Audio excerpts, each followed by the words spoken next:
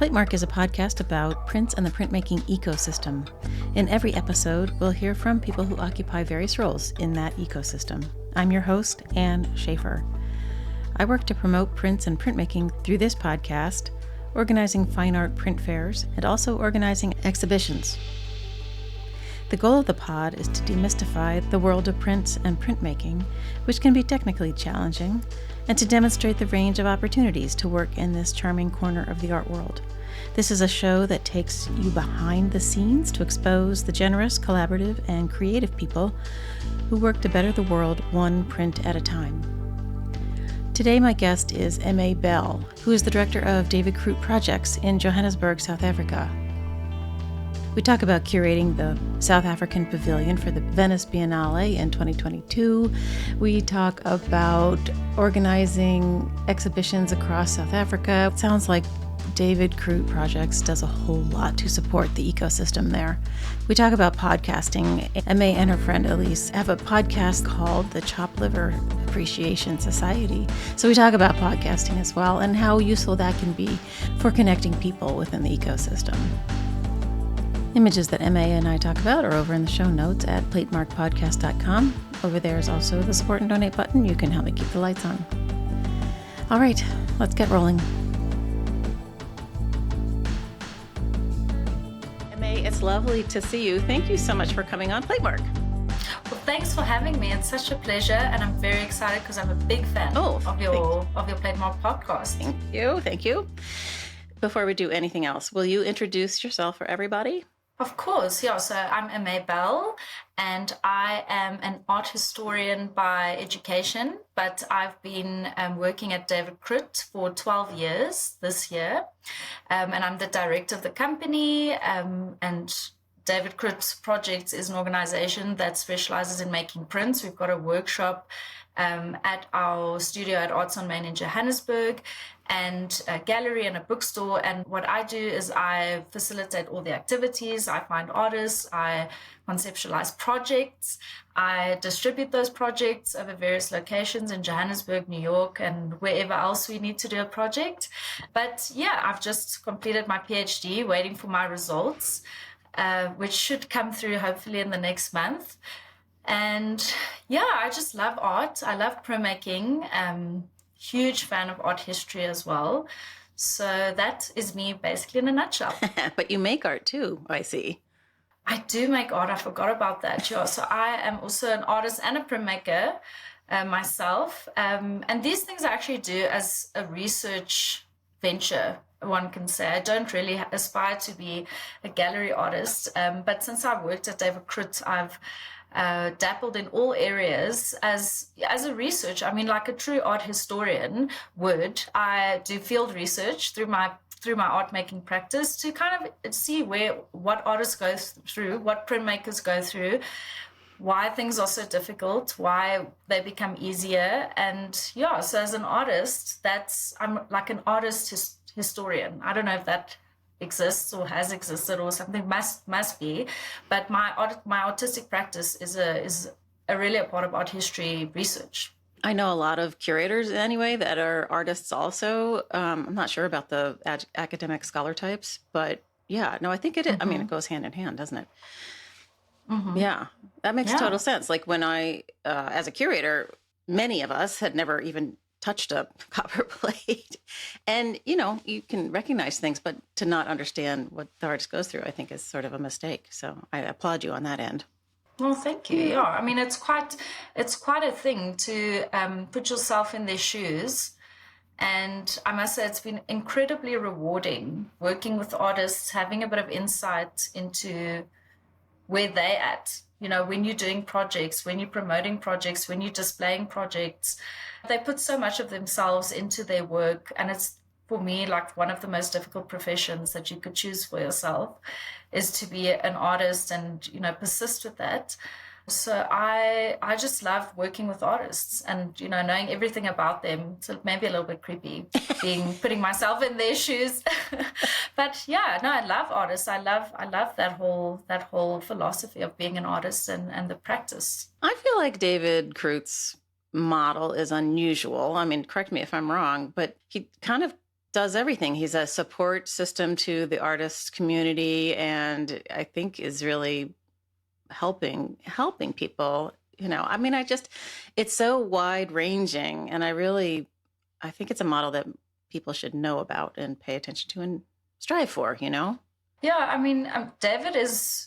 Do you want me to go on and say a little bit about David? Please do. David Krut. But yeah, no, David is so extraordinary, and what he does is so kind of offbeat, but also so in line with what's happening. I mean, David for me is, and as I said, I've been here quite a number of years. He's quite a trendsetter for me in a very humble and non-assuming way.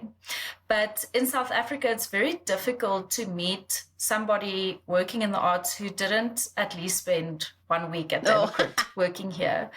Everybody you meet, they would say, oh yeah, I worked at David Krut before I went to Goodman, or before I went here, or before I went there. I mean, master printer Gillian Ross, who was in our studio for 17 years, they basically built this thing together, and she was trained in our studio with printers that David knew. So he is such an extraordinary individual and how he set up his company. I mean, in terms of the structure of our company, I think we're completely unique in the sense that, we're a print workshop, but we have a very active, committed gallery program, and we publish books, and we disseminate works. We kind of in South Africa develop artists' careers, work with them over a long period of time. As we know, David's worked with William Kentridge for over 30 years, but there are many other artists that he's worked with for equal amounts of time. Deborah Bell, Diane Victor, and he has such a passion for emerging artists as well. So he's got quite an eye for spotting new talent, where I feel a lot of galleries around us are kind of showing artists that David had a little something for before. He would invite them into the workshop, and they'd come, we'd maybe do a project with them for a year, and now the next thing they're showing with bigger galleries, because he doesn't really represent artists, but he supports them long-term throughout their careers, and not just artists, practitioners as well. As I said, everybody working in the arts, not everybody, but most people you'll meet in South Africa, at least working in the arts, have learned how to work in the arts from David Krut. They've worked in a bookstore, they've run an exhibition, they've published a book. He teaches about small businesses. We learn about packing. We do everything ourselves here, including photography, video work, our media, everything. And people learn how to do that within this organization. And they really have to sink or swim. So I think David is so unique. And because he's so flexible, people that come out of here really come out equipped, because they have to make things happen, and he allows us to have a lot of freedom in how we figure it out. So David's also pretty unique in that way. Obviously, I'm a huge fan of David, as you can hear. But yeah, no, it's completely, our model is so special, and it's, allows us to collaborate wholly throughout all the areas of our organization, which is just so lovely. Well, and the New York arm is a whole other ball of wax. I mean, it's astonishing to me that you can be in both places. And I mean, I just am kind of in awe, really. You mean as the company? Well, yeah. I mean, it must take a huge team or some really superhuman people. It feels like there's really no better way to bring South African art and artists to the wider global thing than in New York, right? Of course, that's where you want to be. Mm-hmm. And I don't know, I just feel like the shows are always really interesting, and the artists I love Diane Victor. I love her work. And it's just, I don't know. It seems kind of like Shangri-La is what I'm trying to say. Yeah. Look, I mean, you'd be quite surprised. We're a big team, but we're not actually a big team, because in the New York space, we've always had 2 people running that space. It kind of works well as a pair. And then on this side, we've got a number of people on the Johannesburg side that work very well with the New York team. All of the works that we show, or most of the works that we show, come from our workshop, which is produced here.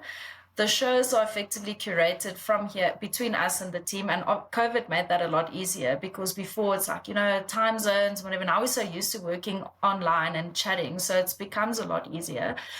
But we're a small team doing a lot of different things. And the New York space for us is such an important launch pad for artists and for us to be testing the market outside of South Africa in various ways. So in Johannesburg, for example, a lot of the artists growing up in the city have never been to a museum. They've never seen a Rembrandt. They've never seen anything. We don't have international works coming here. There's a handful of shows that I could name on my one hand where we've had Picasso's or where we've had one Frida Kahlo or something coming through to Johannesburg where you can see the works. Our major museum, the Johannesburg Art Gallery, is in ruins, which they're trying to fix and uplift again. But there's literally nowhere for young artists to be seeing or engaging with work in an international level. So to even bring these artists to New York and have their works be read in context of all these other things that are going on around them is so valuable for the artists, not necessarily from a sales perspective, because you would want to sell their work in the New York space, but what it does for them is give them feedback that they otherwise wouldn't have. I mean, a parallel with that would be like an artist showing at an international biennale where many international visitors go and see the work and give you feedback and you can see how they respond to it, but not everyone has the opportunity to do that. So David's ability to be showing these works in New York give the artist so much feedback, and at the same time it supports the infrastructure of the things working together. Supports it all. Like we supported through the sale of really Williams' work in our New York gallery or other international artists that we showed there. But that enables us to give these artists a platform in New York, which they would otherwise never have. And I can tell you from a South African perspective, it's really difficult to have a space there. I mean, I'm sure it's for anybody difficult to be paying rent in New York, but with our currency being so bad, it's almost impossible to be having a space in New York. So it's hugely valuable for artists to just getting the exposure and the feedback from the audience as they come through the space. I agree with you. Now, we're going to turn from David's enterprise for 2 seconds because you mentioned the Biennale, and you, in fact, directed the South African Pavilion in 2022. A, how in the world did you get that job? And B, how did it go? How I got that job is quite a mystery. I got invited by one of the artists that was part of the pavilion. They invited me on board with this project. It works very differently in South Africa. I think, each country has their own method of doing it, but in our country, you have to submit a bid. And I got invited by an artist and some people that were putting together the bid to join their team and to curate. And to be honest, I thought they were inviting me to basically come sweep the floor. I'm joking. But, to not do what they wanted, they said, please, can you come over? We want to talk to you about the Biennale. And I phoned David and I said, cool. David, I've got this call, just so that it's happening. I'm going to go to this meeting. And he's like, cool, not thinking much about it.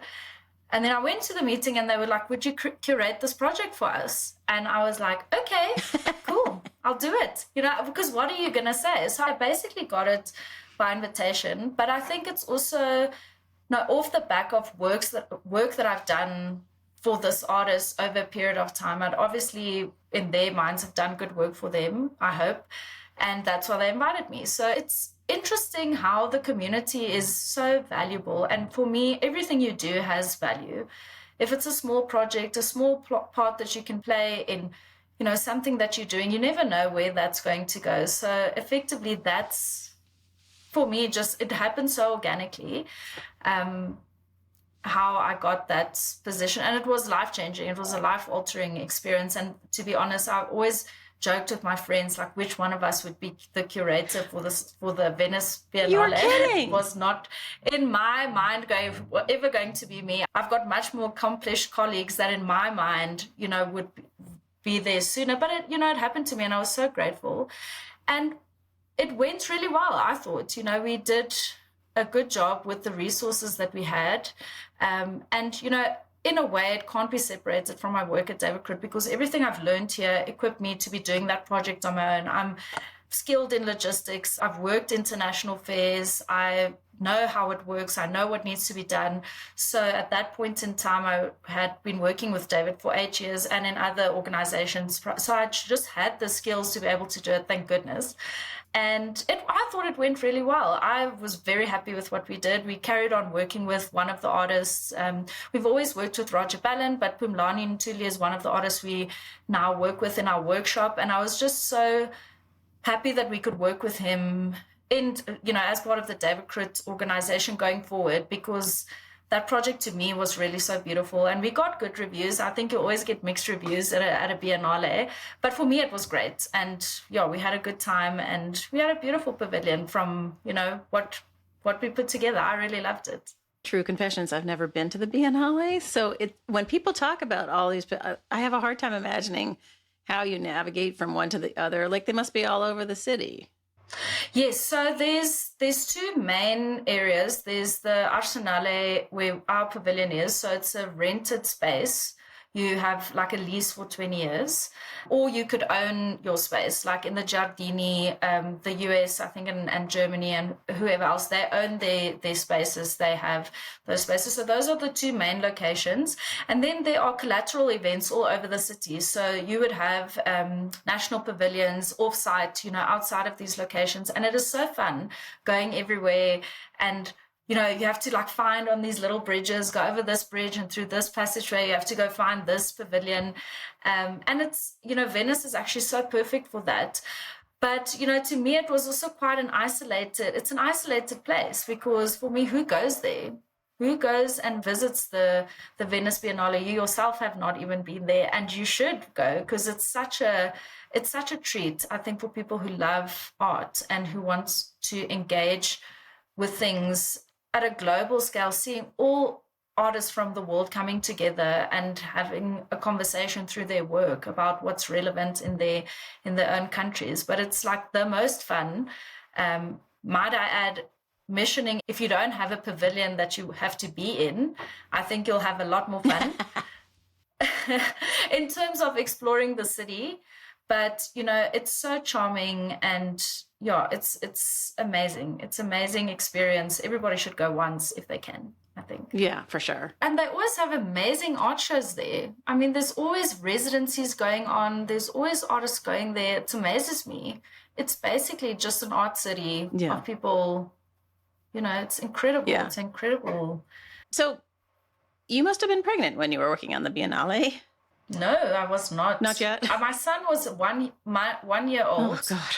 When I did the Biennale, which was terrifying. But I'm so committed to the arts and I must say, I've got so much support from my family that I am able to do these things. And, visit New York as well. The idea is that I would go twice a year, and I've got so much support from my family that I'm able to do that. But my son was 1 at the time. And it was just one of those things that was, you can't say no to it. Right. You have to make it work. So you don't know what you're doing, maybe you do, maybe you don't, but you can't say no. You have to make it work. So it was literally a situation like that. So, yeah. Nice. Have things come from have people been in touch and said, I saw your work with the Biennale and I'd like to, contract you for another project? Or somebody tried to poach you from David? Rather not say. I know, right? Look, I think from that, I did get a lot of, what is the word, requests for people wanting me to help them with projects. And I've subsequently helped and communicated a lot about the Biennale to other people who are trying to exhibit there, or, actually kind of been sharing knowledge, because here as well, Brendan Copestake, he was one of the very proficient organizers of the Biennale, worked on many things before, and he's the one kind of who holds the information on that, unless you do it, and then you have equity in that. So, it's quite tough, because I think it's unusual that I would have worked on the Biennale, but been so committed to David Krut. And I think people know how committed I am to this place. I've been very open about that. I've been on, radio interviews or people asking me about, what's next for you? And I'm like, developing this organization with David, carrying on with it. So I think I've made my intentions very clear on that. But definitely from a sharing perspective, I've communicated a lot about what happens there and how it works. And then also I've had a lot of artists asking me to help them with their planning and their careers and what do they do and where do they show. And I basically function as a connector for artists who want to do different things. And I think a little bit of the David Krut legacy has rubbed off on me in the sense of continuity. Like, I'm not that interested almost in like pursuing every next best thing that's not in touch with what I'm doing now. Like our relationship with Pumlani is quite important to me, and that's for me connected to the Biennale. So, us working with him in print and showing his work, we've showed it at the Brooklyn Print Fair. He's now one of the artists we're showing at the 154 Art Fair. I want to keep that going with him. And for me, that is quite a special relationship that's come out of that project for me. So, different things. I don't function as an independent curator, but if the projects would come up, I would always, see what comes from it. Right. This is all making me think about you and your podcast, which is sitting a little dormant at the moment, but probably will be back. But it's the Chopped Liver Appreciation Society. And when I started listening to it, I was like, we are so in line with trying to share how many different ways people can be involved in the creative process and world that's not directly creative. And I so appreciated that about what you guys were trying to do. But tell us about the podcast. Yeah, so this podcast it was a COVID project, started as a COVID project with my very good friend and colleague, Elise de Beer, who also worked at David Krut. That's how we met.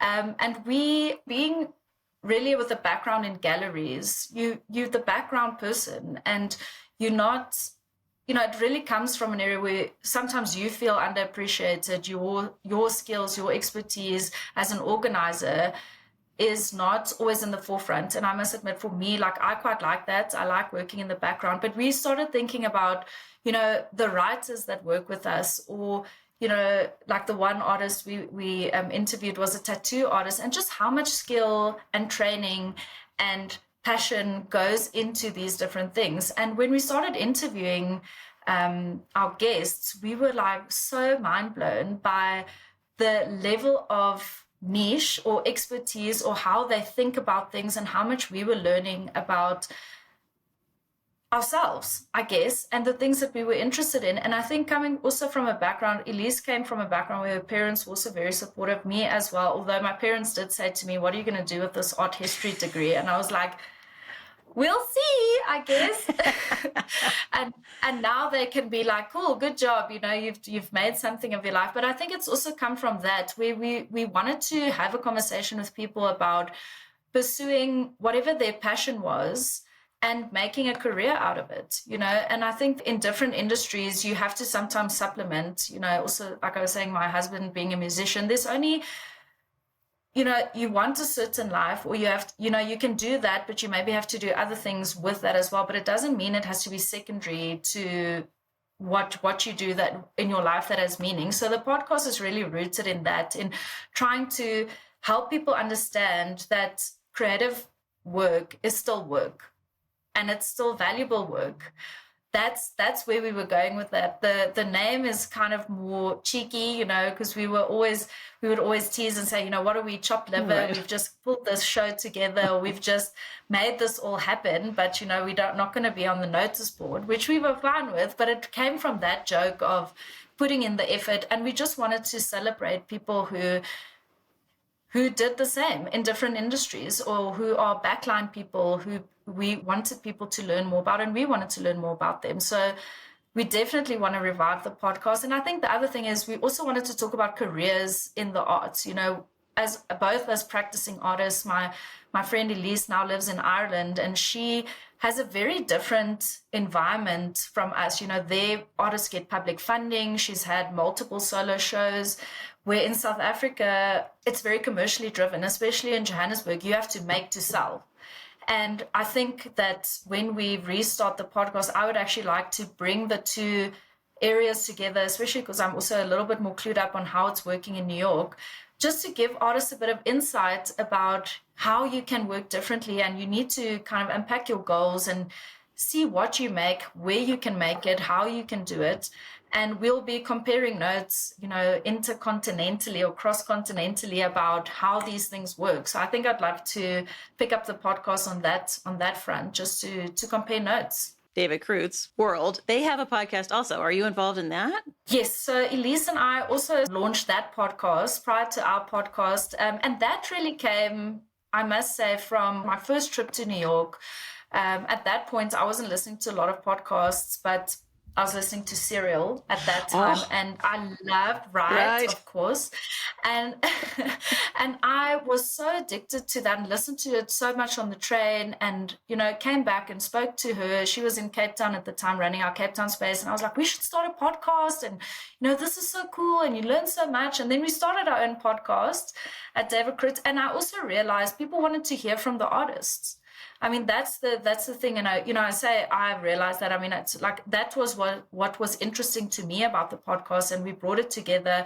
She and another woman, Gabby, from the gallery space there, they developed all the technical requirements of the podcast, what it would be. And they really did the first podcast. But we were so interested to hear from artists directly, which at that time, very few people in South Africa, and still, run a podcast. Now you have a few others. You have the Latitudes podcast, you have Art Angle, you have different things. Unframed podcast is the one that we also love. But at that time, no one was really doing that. So, and we just loved it. So we were like, cool, let's do this. And we want to hear from the artists and hear from them directly. And we got such a good response and found that it was a valuable resource, like exhibition resource, kind of like a museum thing, that people could just bring them a bit closer to the work, especially in an area where our arts education and visual literacy is still developing very much so in South Africa. We wanted people to hear what it was about for artists. And that's really how that came about. Does it act like a sales tool, a tool in your toolbox? I wouldn't say necessarily a sales tool, but it's a lovely supplement for people who have expressed interest in work and who want to know more about the work that they have purchased. Because I think, often work speaks for themselves. You can't say any words or read any words that will make people love a work more than they respond to it visually, I think. But it is a lovely way to bring them in depth into what an artist practice is about. So indirectly, more supplementary tool, I would say, for us. Knowing who your audience is in the podcast world is so hard. Like, I assumed that I would have more of one kind of listener than I do, I think. I think in the end, I'm really making the pod for the print maker type peoples, the people who are involved in the direct, much more so than collectors. Although, tell me if I'm wrong, people. But it does change how you go after certain kinds of people for your guest or even the line of questioning. Because, if I'm trying to attract a general audience and I have to stop and explain every term that there's a secret language, right? The feedback I've gotten is that people are really intrigued to hear about how artists think about their work and what their motivations are, and how, and even the process of, as we've been talking, like, how do you get to that gallery, or how do you get to that exhibition or something? So that's kind of where I am. Like, I'm just trying to help people understand that we're all just people with cool jobs, and that print people in general are just super generous, as you are, you're a connector. I feel like I'm a connector, and hoping that we can make things happen for people. Nothing gives me greater joy, really. Absolutely. No, and I think that it's, the podcast realm, it's such a great way to be doing that, because people can do it while they're doing other things. You don't have to sit and concentrate on this one thing. It can just be a part of your life naturally. But I think because the arts are so exclusive, or traditionally, so closed off, I don't know if you've read Bianca Bosca's book, Get the Picture. She's a journalist, and she reports about taking a job at a gallery in New York and how she doesn't dress the right way and how she doesn't talk the right way. And, even writing a press release has to have certain words and certain things. And I think, in a way, unpacking that, talking about what the art world is about in all its different facets, helps us broaden the audience. And there is a need, certainly, to be bringing people that either are interested but not necessarily integrated like we are with an arts background or an arts education, to bring them into that conversation. And all they need to know is a little bit about how it works, or, how people have succeeded in different realms, or, what impact you've made in whatever respect, as a connector or whatever. So I think that that's where these podcasts are great, because anybody can stumble upon it. You don't have to go to a gallery or have to go to a fair to be learning about these things. You could just listen to your podcast and learn so much about, where we at in the art world. And, they become a part of that. And I think people just often don't know where to start. And a podcast is a great way to secretly, without feeling silly, become a part of that. Right. Yeah, I think it's part of my main mission to demystify the art world a little bit and help people break through if they're interested in breaking through and don't feel they have or can. And the print corner of the art world is the perfect place to start, because we're all just like, come on in. Mm-hmm. Yeah. It's, I think the podcast is a good tool in that way. Do you have a plan for restarting, or is it just kind of after your daughter reaches age 2.5 or so? No, so from my side, I've been on a bit of a hiatus with the studying, because I can only do so much as one person.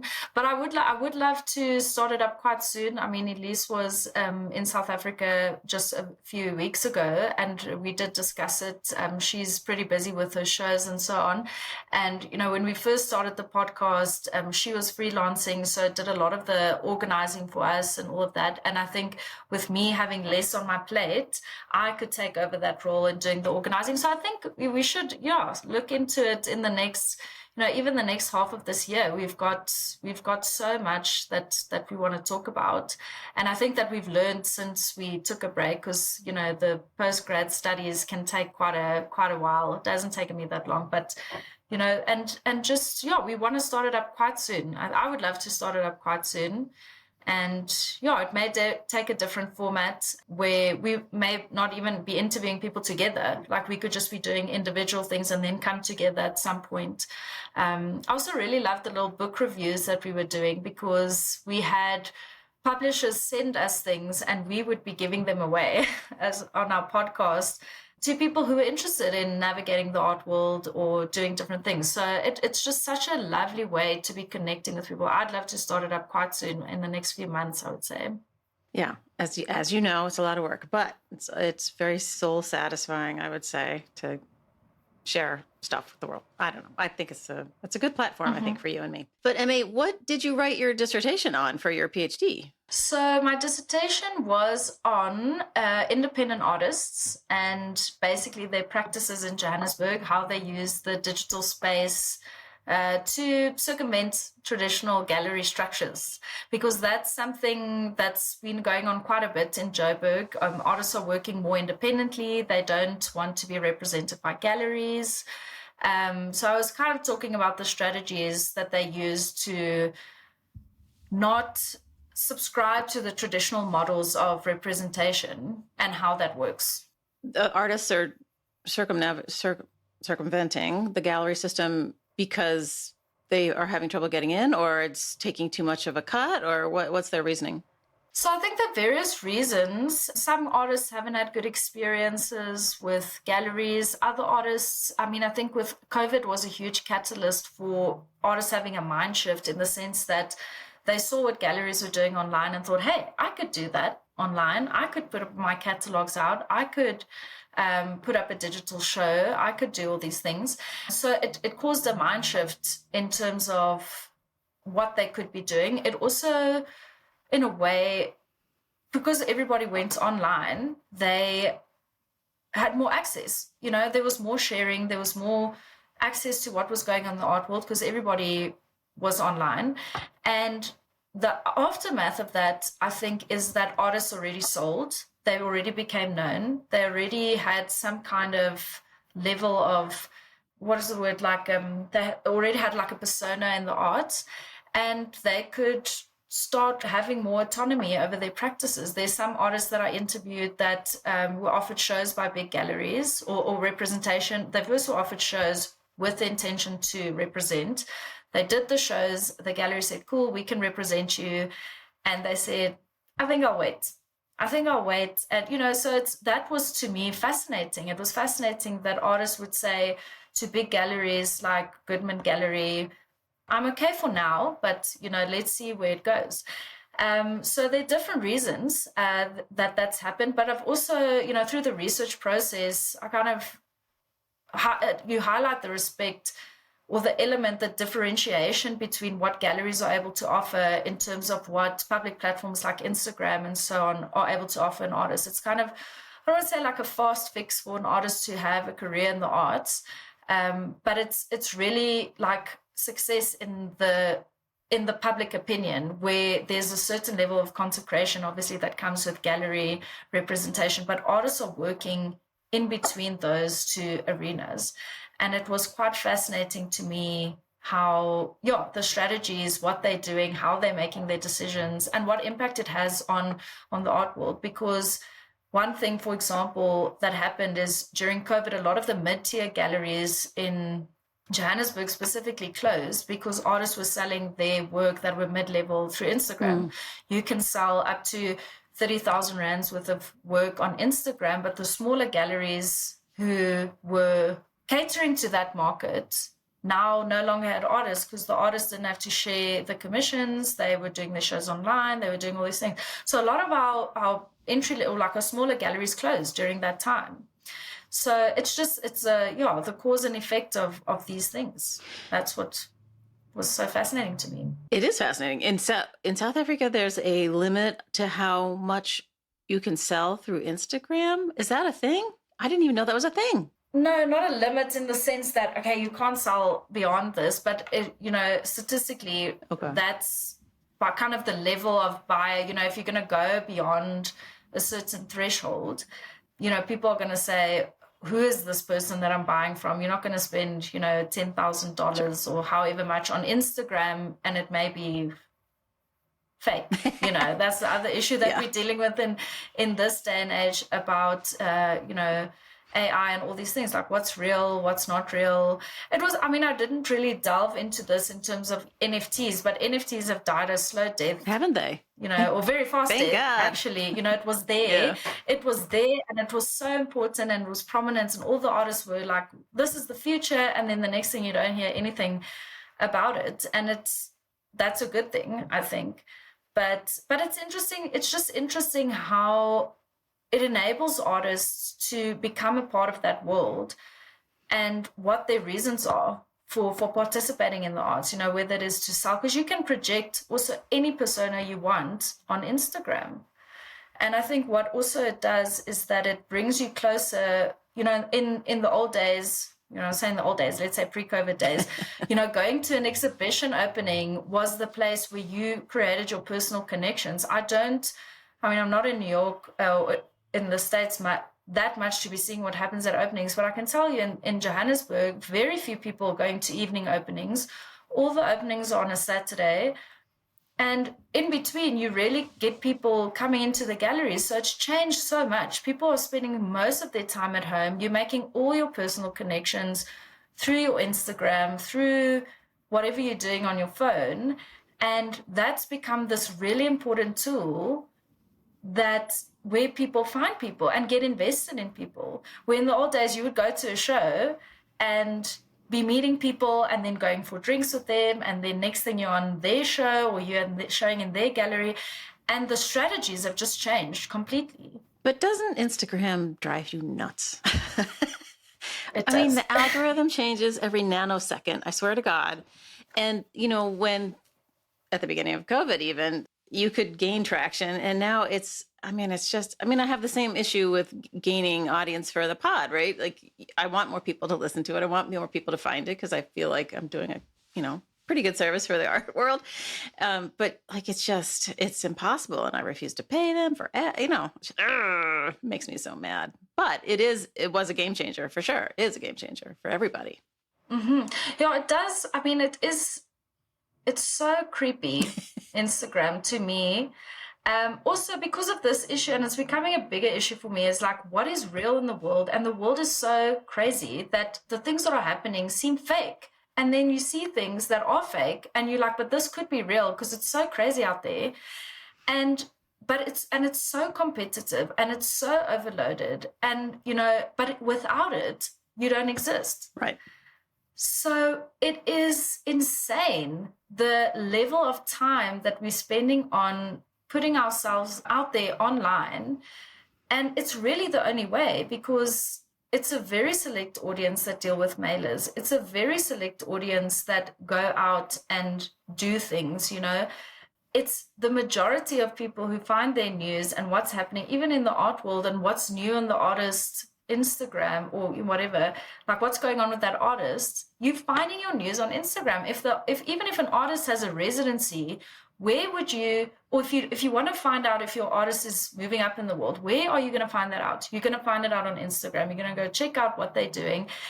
And it's insane, but I think you have to have some kind of physical presence, whether it be at an art fair or wherever it is, in order for you to now distinguish yourself again from people who are just producing or promoting to the masses, which is, the people of Instagram, in my opinion.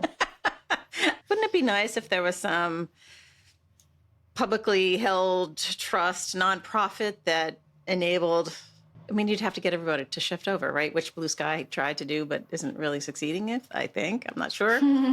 Or Threads or whatever, which is still owned by Meta. But one where you actually see the people you want to see, not this line of stuff. I'm like, every 10th thing is somebody I know, everything in between. I'm like, what the heck is this? Oh, it's so irritating. Well, I can tell you about that. I've read this fascinating article about how the users of social media platforms are basically working for free for marketing. That's basically what we're doing. We're testing product, we're testing.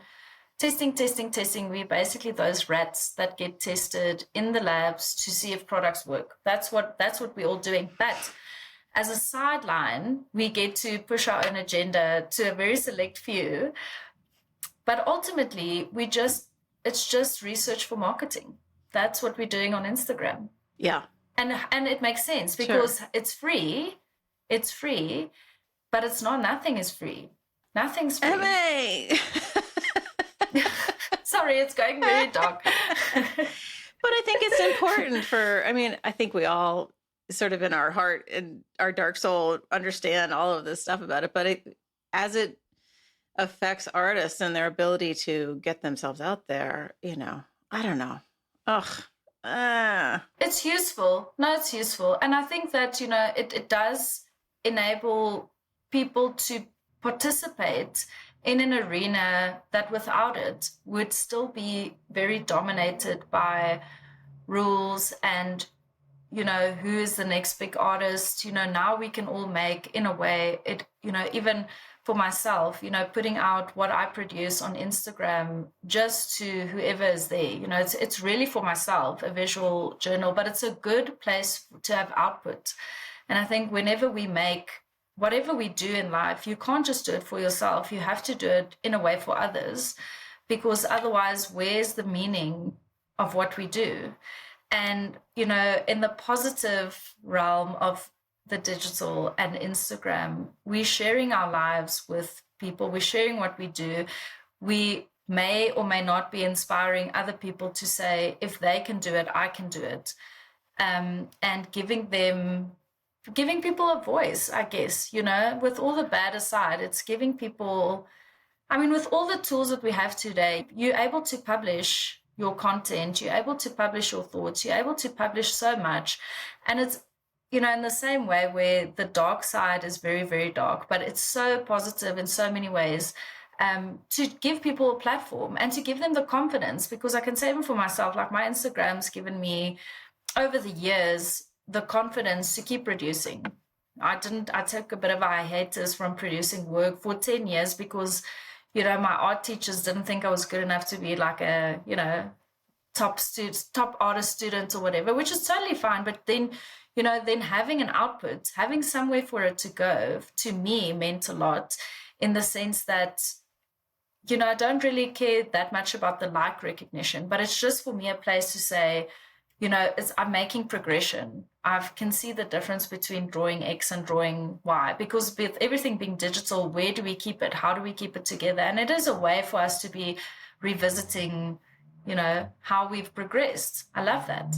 Yeah, no, it is totally useful for keeping track of one's life. I went back and dug through to figure out, when our last pet passed away and we got the new one. Like, I couldn't remember, and there it was, right in there.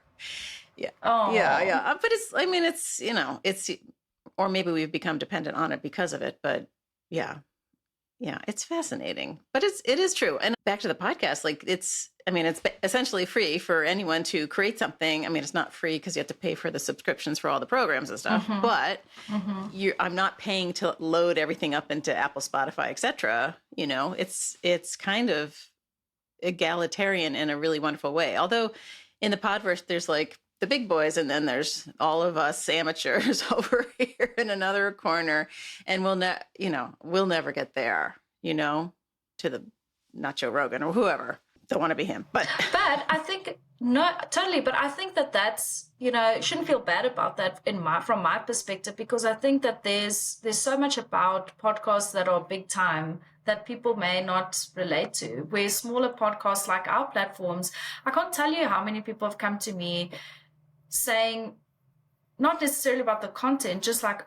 opening their minds to appreciating other professions, but also saying, or even like the people we work with at David Krut, when we say the next person's going to take over the podcast, they're like, I can't do it. I don't like my voice. And I'm like, just listen to this thing and you'll see. It's like so fun. And they listen to it and it's so relatable to them at their level.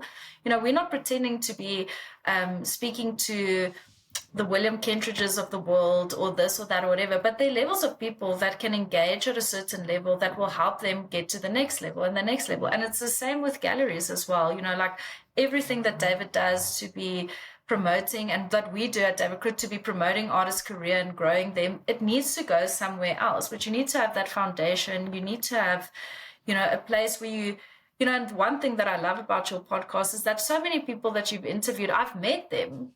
And I'm like Ben Levy, and obviously I know Jill, she's a good friend. And it's like, wow, these are people in real life. It's not some random celebrity or some, do you know what I'm saying? And there is so much value and so much beauty in that we should keep going.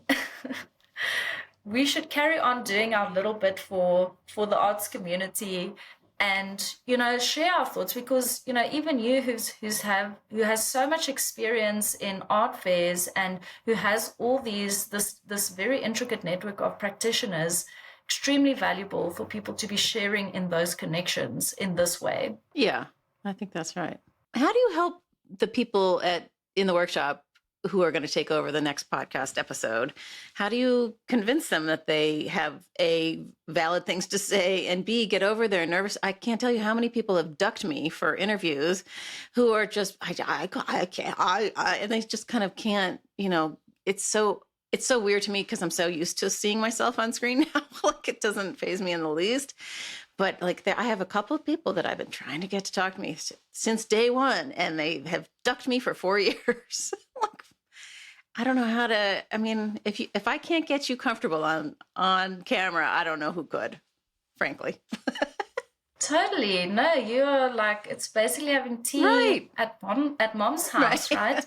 Often for us, it's throwing people into the deep end. But also, maybe on our side, doing a little preparation, doing a bit of research, because in anything in life, I think when we have a bit of confidence, things become easier. So basically saying, okay, you're going to be interviewing this artist. How are you going to do it? So they research the artist, they go meet them in the workshop, they look at their work. So sometimes we would have people interview artists who they're interested in or who they've expressed interest in their work, saying, oh, you know what I love about this artist's work is this thing and that thing. And they're like, you know what, you should be interviewing them.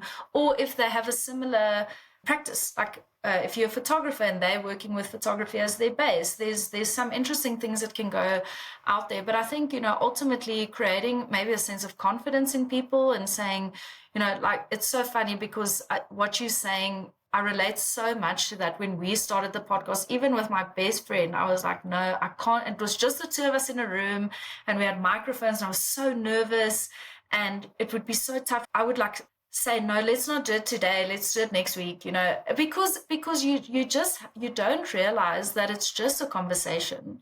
It's just you expressing your thoughts. But in our side, doing a little bit of preparation, I think gives that confidence.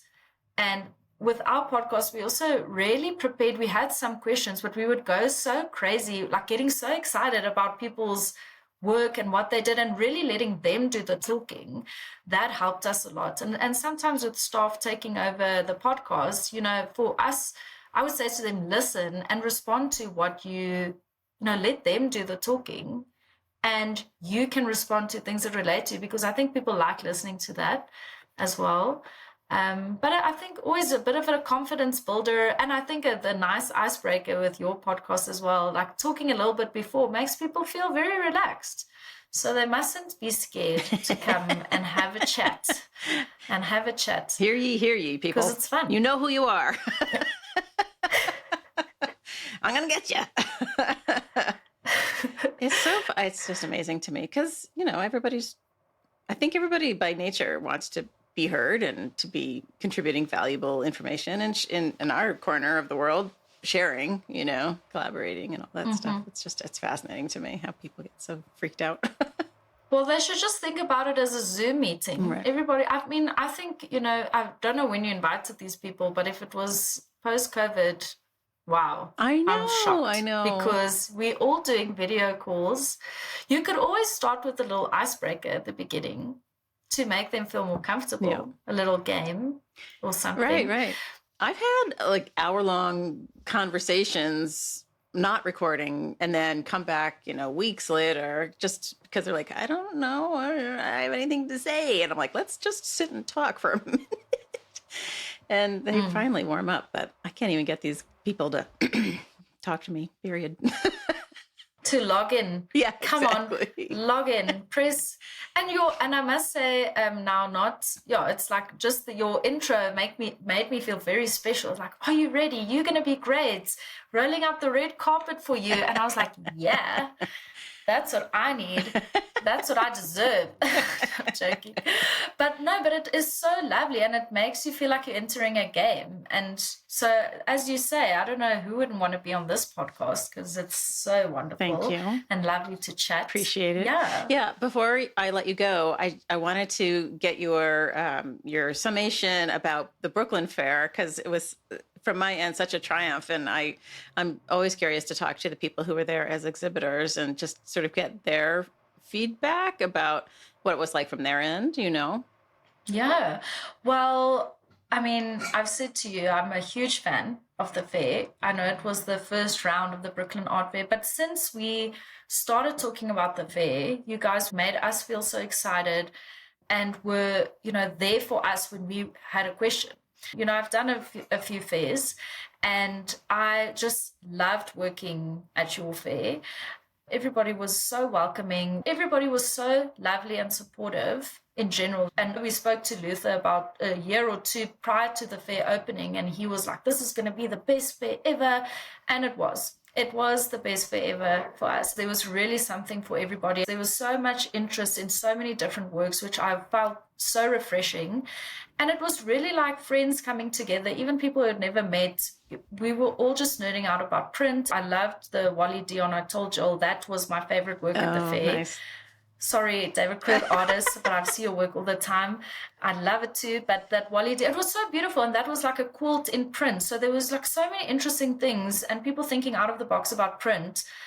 I just love that. The community was incredible. I think it was lovely. And I literally can't wait for us to hopefully be doing it next year. Oh, that'd be great. Again. Yeah.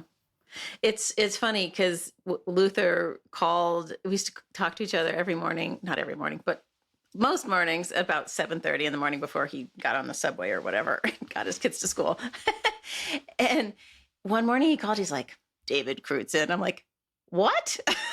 Like, I didn't even ask you guys because I assumed you would say no. And he had the foresight to know these people are, they are kindred spirits and we should ask them. I mean, it would never have dawned on me to ask you. I was so grateful he was. Well, thanks, Yeah. I guess. Well, No, it is a compliment because I assumed you would be at the IFPDA fair, the big boy fair, and it was, you guys were a great catch for us. Oh, wow. Well, thank you. But for real, I mean, I think it's this area of connectivity. I think that's so important to all of us that we have with Luther and with you and with the fair. As I said, we visited the Powerhouse Arts when it was still kind of being renovated a few years ago. And, it felt right. It feels right to be there. And I think that's, we kind of love, it was like being on the shop floor. I mean, it literally is being on the shop floor because there's studios there, but that's where we love to be. David and I both, I think, like to get our hands dirty in the sense that we want to talk about the real things. We're not that interested in the glitz and glamour, which is maybe why, the IFPDA is an amazing fair. There were beautiful works there. But we felt so at home at the Brooklyn Fine Art Print Fair. And it's a natural fit, his connectivity with Luther over the years and with yourself. And it was a perfect fit for us. So please ask us again. You will be asked again. Don't you worry. Don't forget about us. Yes, I think you got, there's a lot of things to sort out about how can we expand the number of exhibitors? What do we do with the self-representing artists?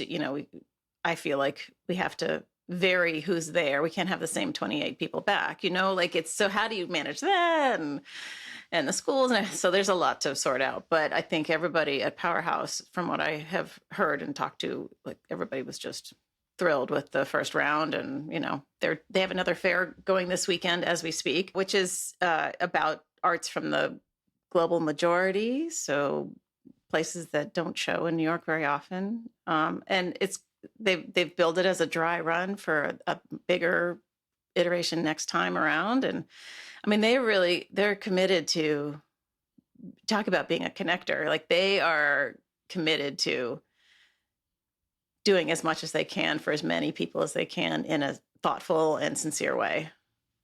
Like I can't say enough good things about them and their organization. Yeah, that sounds amazing. Yeah. That sounds incredible. Yeah.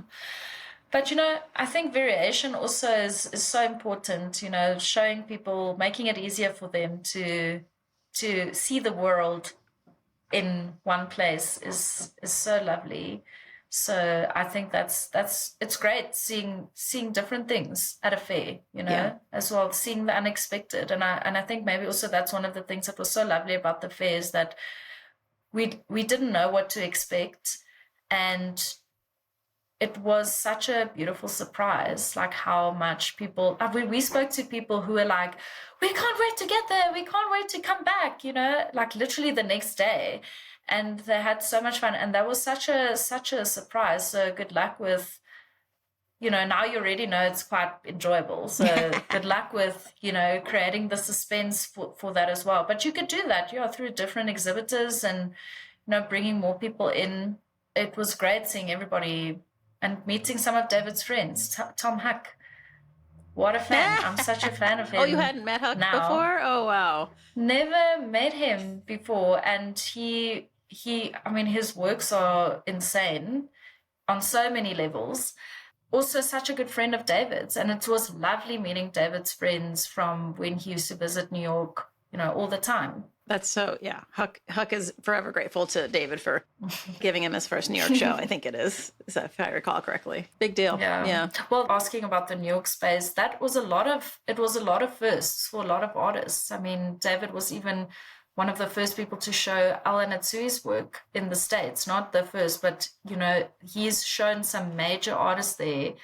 And that is it shows David's foresight about, artists that people should be looking at, or that he finds interesting, not even what people should be looking at, just, what's interesting to us. And, I also didn't thank you earlier, but for saying that our shows are very interesting and so great, because the team do a lot to make it interesting in the sense of contributing to the conversation about South African printmaking and printmaking as a whole, to be one of the guys, one of the guys showing works that are incredible. And, to our printers as well, that were trained by Jill, and Jill was working with Phil. And there's such a beautiful global network of people that have come through our studio that have trained our printers, and it's, world-class works coming out. And it's just so incredible to be showing that in America and everywhere.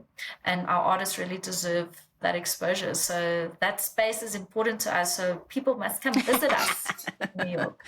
Yeah, I don't remember when it was. It was before I left the museum, which was 2017. So before then, you guys had a show up of Diane Victor's, there were a couple of prints, but there was the smoke drawings of the lost people, the people in between the system. And I saw them, and I immediately called my colleague who had to say yay, nay before I could put a red dot on something. And so I was like, you have to get down here because the red dots are flying. And I need you to come and look immediately. And she didn't come until like Sunday morning, and I was freaking out because I was like, we're not going to get one of those. But then we were able to acquire 2 of them. So.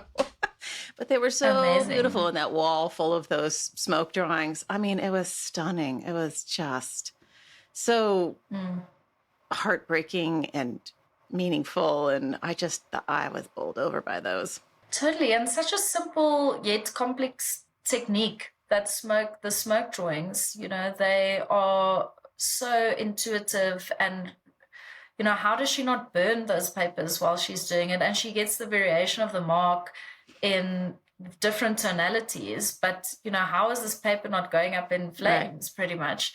And yeah, it's incredible. And it's lovely. It's also lovely to look at challenging content that's presented in such a beautiful way, in such a soft way and relatable way, because we find that also, I don't know, like people, they sometimes can be scared of talking about difficult things, or the translation of that conversation can often come across too harsh. And I think Diane Victor has such a way of presenting things, and she's quite a soft person, or I find her very gentle in many ways, even though she's terrifying and hardcore at the same time. She is so incredibly humble and soft in her way, and it reflects so beautifully in her work. And I adore her work. Like I live with it. Some people can't live with it, but I can really appreciate everything of herself that she puts into her work. So those are just exquisite. And I'm so glad you got to see that, and that you got to buy some. We did.